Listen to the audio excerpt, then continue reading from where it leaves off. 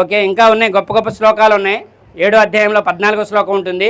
ఎవరి నెత్తినైతే శని కూర్చుంటుందో ఆ శని ఇప్పుడు తొలగిపోవాలని ఎవరైతే కోరుకోరో వాళ్ళై తొలగిపోవాలని కోరుకునేదాకా ఆ శనిని నేను వాళ్ళ నెత్తి మీద నుంచి తొలగించనని చెప్పి దేవుడే చెప్తాడు.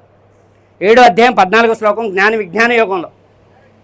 కాబట్టి ఇది మంచికి చెడుకి పరీక్ష, ధర్మానికి అధర్మానికి పరీక్ష, అదే పగలు రాత్రిలాగా. ఇక ఈరోజు చాలా శుభప్రదమైన రోజుగా మనం భావించి భార్యాభర్తల బంధంలో కొన్ని విషయాలు తెలుసుకున్నాం. భార్యాభర్తల బంధం, చంద్రశేఖర్ అండ్ ఆయిషా దీపిక నిన్న ఒకటయ్యారు. దివిలో నిర్ణయం అయింది, భువిలో అమలైపోయింది. అబ్బాయి బాధ్యతలు చెప్పుకుందాం ముందు. ఇప్పటిదాకా ఏదున్నా తల్లిదండ్రుల సంరక్షణలో ఉన్నాడు. తల్లిదండ్రుల సంరక్షణలో ఉండి ఏం కావాలన్నా అమ్మా నాన్నకి చెప్పుకున్నాడు. నిన్నటి నుంచి ఆయనకి ఒక పెద్ద బాధ్యత. పెళ్ళంటే జీవితానికి అతి గొప్ప ఘట్టం, అతి పెద్ద టర్నింగ్ పాయింట్. ఒప్పుకుంటారా? ఆకలి అవుతుందా? మరి తలలో ఒప్పుకూడదు. నోరు ఎందుకు ఇచ్చాడు దేవుడు? అవునంటే అవుననాలి, కాదంటే కాదనాలి. నోరు ఎందుకు ఇచ్చాడు దేవుడు?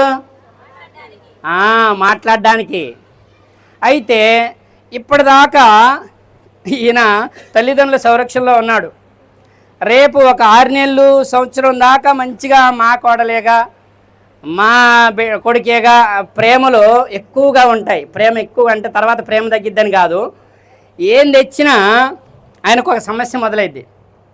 అదిగో తల్లిని ఎక్కువ చూసుకోండి అనుకో, వాళ్ళ అమ్మకి చెప్పింది, పోయినాము నేను ఏం చేసినా ఎంత మంచిగా చూసుకున్నా వాళ్ళ అమ్మ కొంగు వదలడే, బా ఏం చెప్పమంటావు అని అంట వాళ్ళ అమ్మకి చెప్పింది. అంటే ఏమనే కాదు, సమాజ పరిస్థితి చెప్తున్నాను.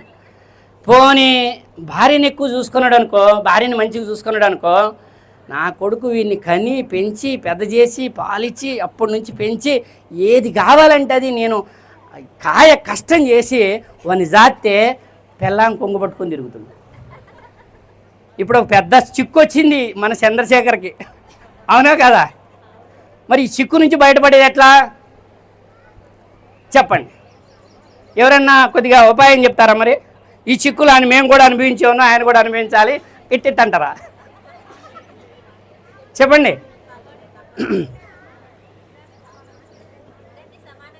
ఇద్దరిని సమానంగా చూడాలి. ఎట్లా? అదొక ఉదాహరణ ద్వారా చెప్పండి. ఇద్దరిని సమానంగా చూస్తాడు పాపం ఆయన.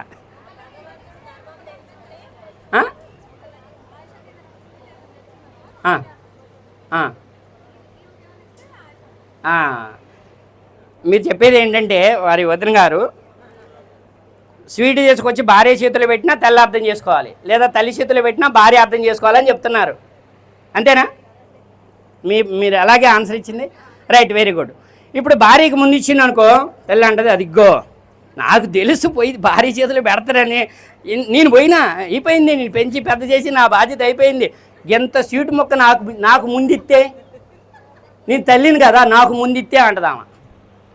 మరి ఆ తల్లికి ఇచ్చింది అనుకో, అదిగో మత్తయ్య గారికే ఇస్తాడు, నేనంటే ప్రేమ లేదు అంటదా అందా?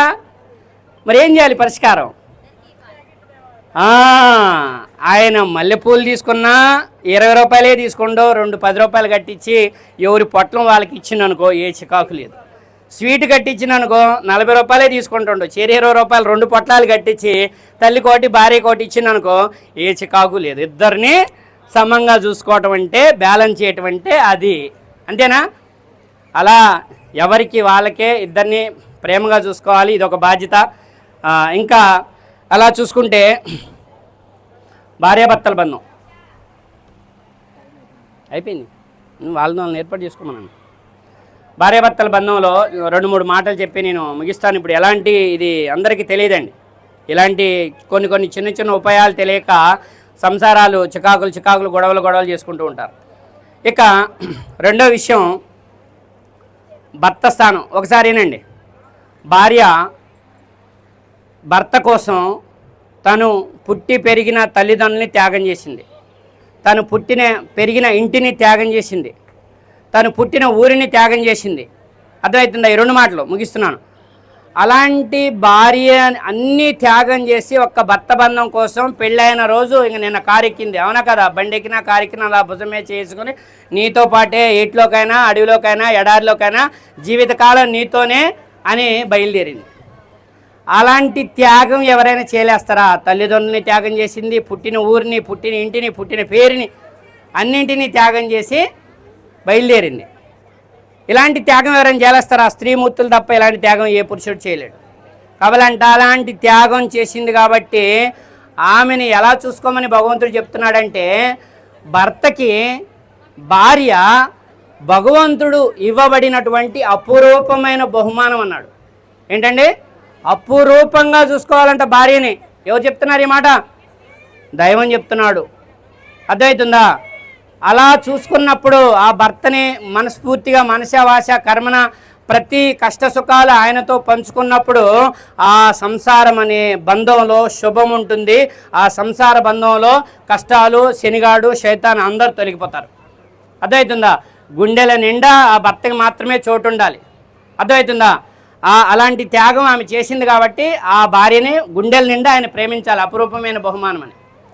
ఇక భార్య విషయం, భర్త గురించి మాట్లాడుకుందాం. భర్త భార్యని చేసుకున్న కాడి నుంచి నా భార్యకి బంగారం చేపియాలి, నా భార్య కోసం ఇల్లు కట్టాలి, నా భార్య పిల్లలు పుడతారు, నా పిల్లల కోసం ఇల్లు కట్టాలి, బంగారం కొనాలి, వాళ్ళకంటే బాగుండాలి, వీళ్ళకంటే బాగుండాలి అని చెప్పి బోరు కొడుతుందా? ఆఫ్ చేద్దామా? వాళ్ళకంటే బాగుండాలి, వీళ్ళకంటే బాగుండాలి అని చెప్పి సూర్యుడి కంటే ముందు ఇంట్లో నుంచి బయలుదేరి వెళ్ళిపోతాడు. ఏంటండి? సూర్యుడి కంటే ముందు ఇంట్లో నుంచి బయలుదేరి వెళ్ళిపోతాడు. సూర్యుడు అస్తమించిన తర్వాత, సూర్యుడు వెళ్ళిపోయిన తర్వాత ఇంటికి వస్తాడు. కొంచెం అన్నం పెట్టి, కొంచెం వేడి నీళ్ళు తోడి అన్నం పెట్టి, కొంచెం సంసారం అనే ప్రేమని చూపిస్తే జీవితాన్ని త్యాగం చేసిన త్యాగమూర్తి భర్త. అంటే ఎవ్వరు అలాంటి త్యాగం చేయలేరు భూమి మీద. చిన్న విషయం కాదండి అది, అవునా కదా? అలాంటి భర్తని గుండెల నిండా పెట్టుకోవాలి. ఆయన ఇంట్లో ఉన్నా లేకున్నా భగవంతుడికి భయపడుతూ భర్త యొక్క గొప్పతనం, గౌరవం, భర్త కుటుంబ గౌరవాన్ని నిలిపినటువంటి స్త్రీమూర్తికి భగవంతుడి అనుగ్రహం ఉంటుంది. వాళ్ళ ఇంటి మీద సకల శుభాలు ఉంటాయి, సకల అనుగ్రహాలు ఉంటాయి. వారి ఇంటి మీదకి చెడు ఎటువైపు నుంచి కూడా రాకుండా ఆ స్త్రీమూర్తి గుండెల నిండా భర్త మీద ప్రేమ ఉన్నప్పుడు, భర్తని మోసం చేయాలనే ఆలోచన లేకుండా ఉన్నప్పుడు ఆ ఇంటి నిండా శుభమే ఉంటుంది. విషయం అర్థమైందా? మీరు వింటలేదు, నేను బంద్ చేస్తాను ఇక. ఇంకొక ముఖ్యమైన విషయం చెప్పి నేను ముగిస్తాను. ఒక్కొక్కటి వస్తూనే ఉంటాయి. ఇంకొకటే ముఖ్యమైన విషయం. కాబట్టి భర్త త్యాగం చాలా గొప్ప త్యాగం అండి. భగవంతుడి తర్వాత స్థానం ఎవరిదా అంటే భర్తది మాత్రమే. అర్థమవుతుందా? సూర్యుడి కంటే ముందు పోయి సూర్యుడు వెళ్ళిపోయిన తర్వాత వచ్చి భార్య ప్రేమ, వేడి నీళ్ళు, కొంచెం వేడి వేడి అన్నం పెడితే జీవితం మొత్తం భార్య పిల్లల కోసం త్యాగం చేసే త్యాగమూర్తి భర్త. కాబట్టి భగవంతుడి తర్వాత స్థానం ఎవరిదని ఉంటే భర్తది, గుర్తుపెట్టుకోవాలి.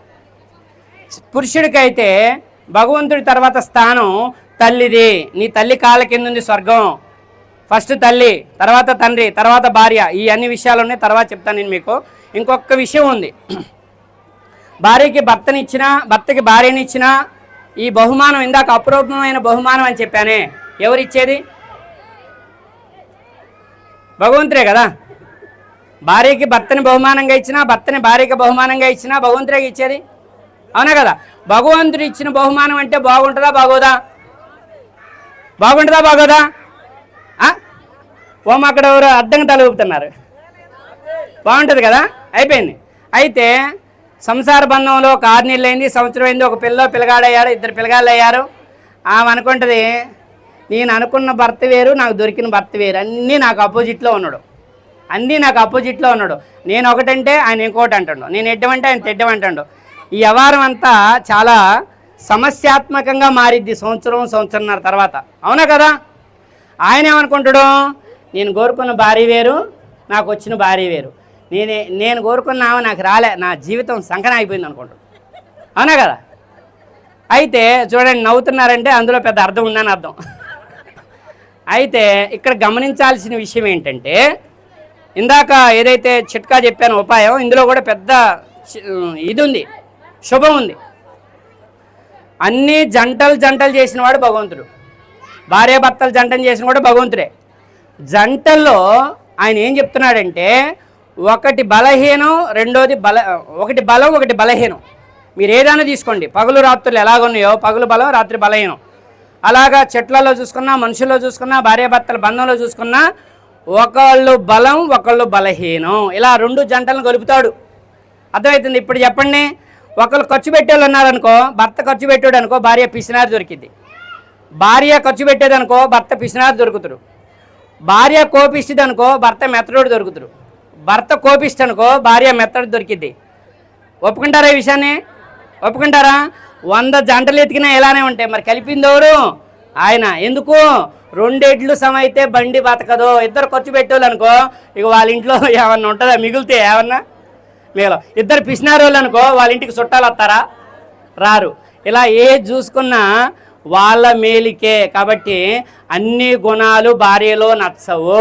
అలా నచ్చిన గుణవంతురాలు భూమి మీద లేదు. దేవుడు పుట్టించలేదు. అమ్మ నాకు నచ్చినట్టు ఉండాలని కోరుకోవటం రాంగు. ఇచ్చిన ఆమెతోని 1-2 గుణాలు నచ్చిన సర్దుకొని సంసారం అనే బండిని ముందుకు తీసుకెళ్ళండి, అన్నీ శుభాలే ఉంటాయి. అర్థమవుతుందా? నచ్చిన భార్యలో నచ్చిన గుణాలు కానీ భర్తలో నచ్చిన గుణాలు 1-2 గుణాలు నచ్చినా వాళ్ళని అప్రిషియేట్ చేసుకుంటూ సంసారం అనే బండిని ముందుకు తీసుకెళ్ళండి.